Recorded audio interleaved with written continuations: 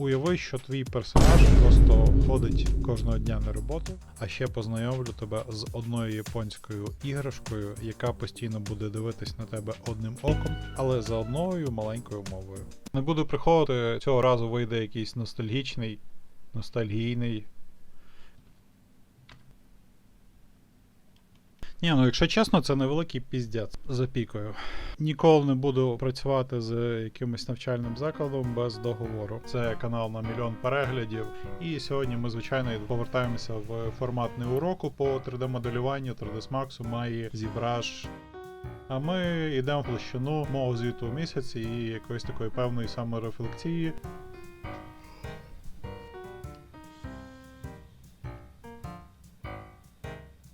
Коли думали, що садимо гарбузи, але виросли кабачки. Але все-таки ті, які я досадив, то може будуть гарбузи. Якщо вони не передумають і не стануть кабачками. Подивіться на цю красу. Красунчики. Качачки, качачки, качачки.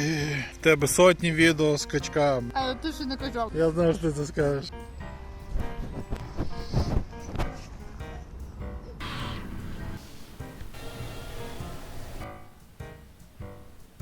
А я то думав, що один крутий буду такий купатись.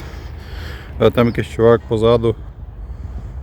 Поняв, що йому не хочеться мочитись. Ну як мінімум на... Ну коротше, він смущає тьотю, яка купається в купальнику, а цей чувак купається голим. І подає класний приклад своєму малому. Коротше. Водичка просто бомбезна сьогодні ранком. Я думав, що буде один, а насправді нас багато тут. Ще в мене на 9 годину урок, так що я зібрав свої манатки, пив кавки і в принципі йду на робоче місце. Але теоретично я б не мав залишитись голодним, тому що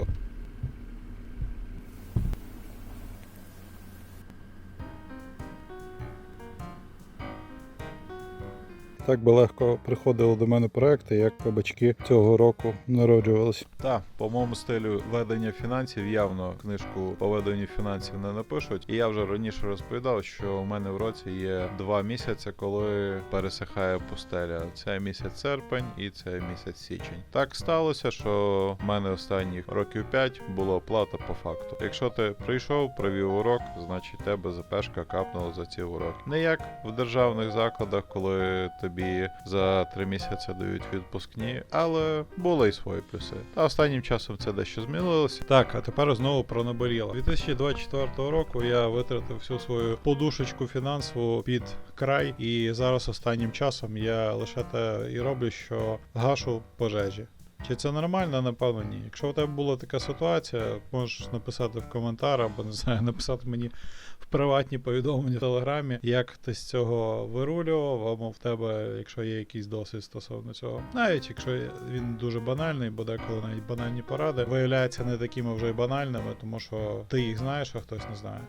Цього року в мене пустеля пересохла з квітня місяця. Дякуючи Богу, коли вона пересохла в квітні, в травні я ще дозбирав там залишки. В червні так стало, що в мене були проекти, які перекрили мою основну зарплату одразу вдвічі. Тому вже непогано. Зараз на вересень намічається ряд днів народження важливих для мене, і там плануються витрати, тому зараз треба буде щось з цим всім думати. Я сподіваюся, в мене вийде. Цей день почався дуже успішно. Я дуже нарікав на свій телефон, який купив за пару гривень, щоб перебути, поки мій в ремонті або поки я не куплю наступний. Цей телефон таки на мене образився, що я на нього нарікав, казав, що він просто гівно, яке постійно зависає. Або хтось вище почув, бо сьогодні я виходив, не закрив бананку і він просто випав і лупнувся. Тепер мені точно треба купляти новий телефон.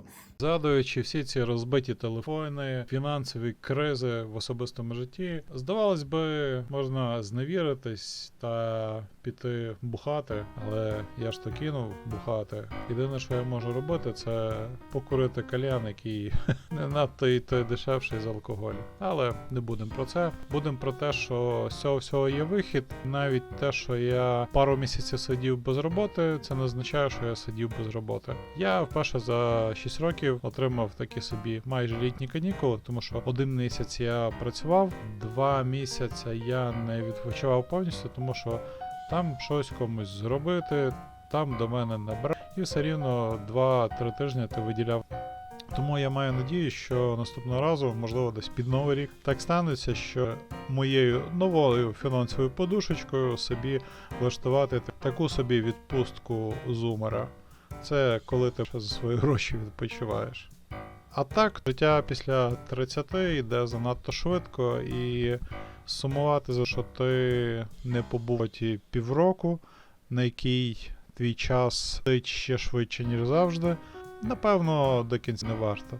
Поки в тебе немає великих обов'язків, напевно, це простіше реалізовувати і простіше говорити про якісь речі. Маючи якісь доходи, я дуже сподіваюся, що 10% ти стай відкладаєш, і ти трохи фінансово грамотніший за мене.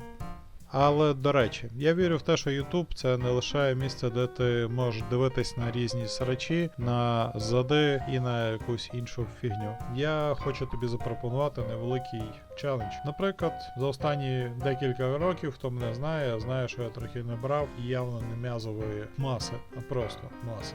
Так от.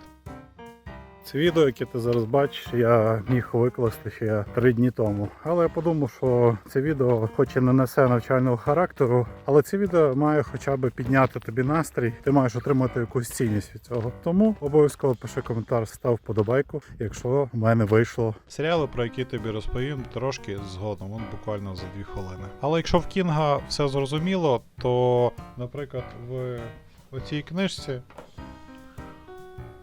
не все зрозуміло, і перетерпіти початок, не розуміючи, що тебе чекає потім, я не зміг. Можливо, просто через те, що я люблю Кінга. До речі, якщо ти не читав нікого, то перша книжка, яку я тобі з Стівена Кінга запропонував би, без ніякої містики, м'яса чи чогось іншого страшного, це книжка «Зона покриття». Острів Дума номер 2 і цінні речі, якщо я нічого не плутаю. Це просто 3 найкращі твори, які читаються на одному диханні.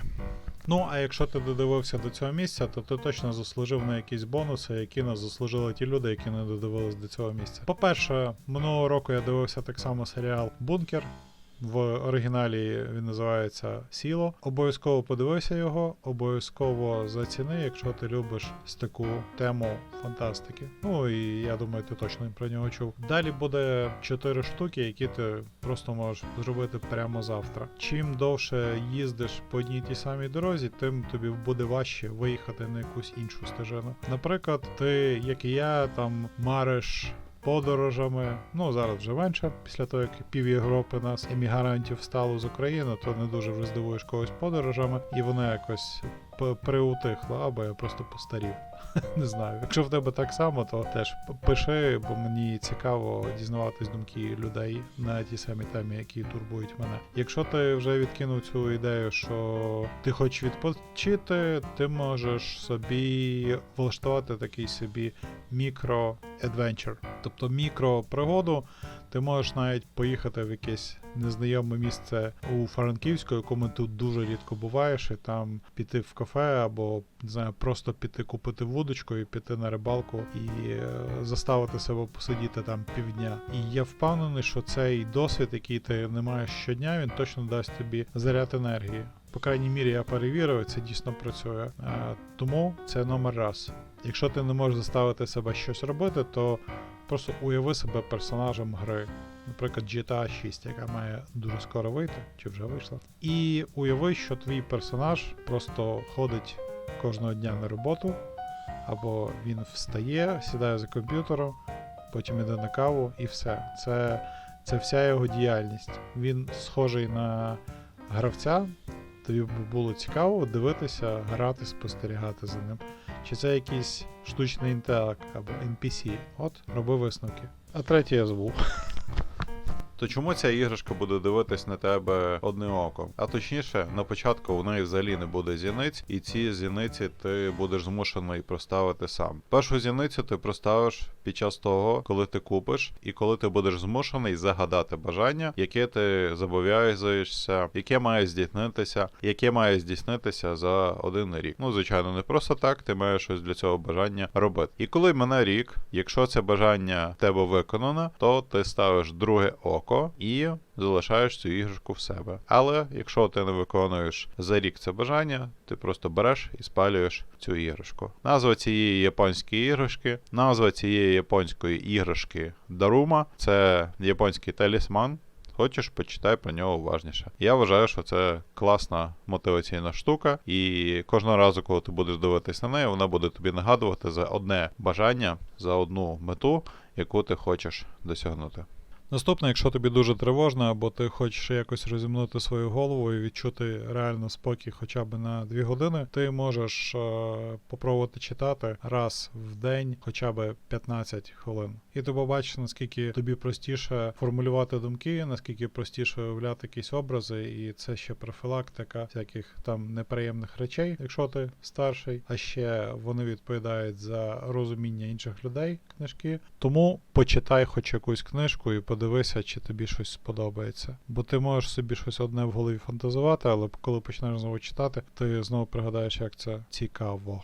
Мені треба самому почитати. Залітав, у мене в планах теж є якось сформувати звичку, щоб я міг просто до кінця життя читати. І це не для того, що я потім вихвалявся, подивися, скільки багато книжок я прочитав. Це просто вихвалятися немає сенсу, тому що це як почистити зуби або випити води.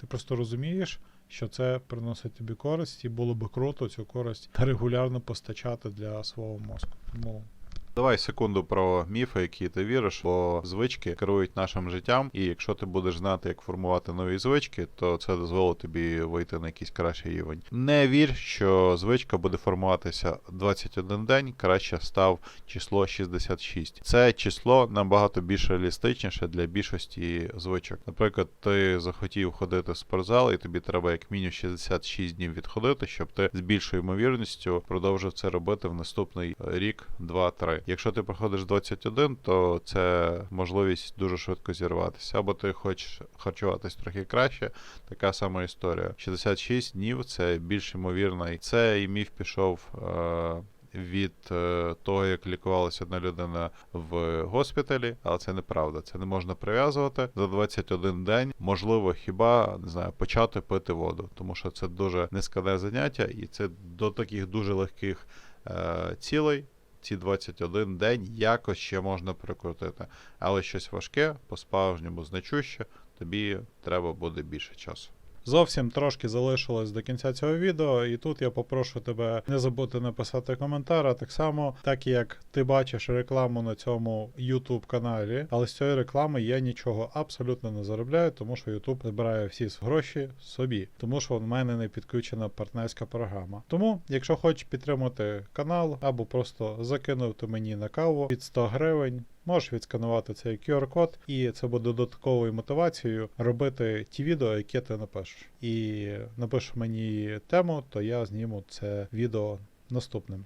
Також в мене на постійній основі є набір в групу 3D-моделювання. Якщо ти хочеш отримати пробний урок, ми можемо домовитись, і це буде коштувати 500 гривень за годину. І я визначу твій рівень та допоможу тобі зорієнтуватися, чи взагалі тобі це потрібно. І ти будеш знімати відповідь та, наприклад, зможеш або йти, або працювати, або пробувати те, що дійсно подобається тобі. Тому що багато брехні ти бачиш в рекламі, і я готовий тобі сказати правду, щоб ти не витрачав свій час. Я старався, робив це відео, і я дуже вдячний тобі, якщо ти додивився його до кінця. Обов'язково напиши коментар, щоб я знав, хто саме додивляється моє відео від початку до кінця, і я в наступному відео буду вказувати тих людей, які пишуть коментарі. Можеш бути ти.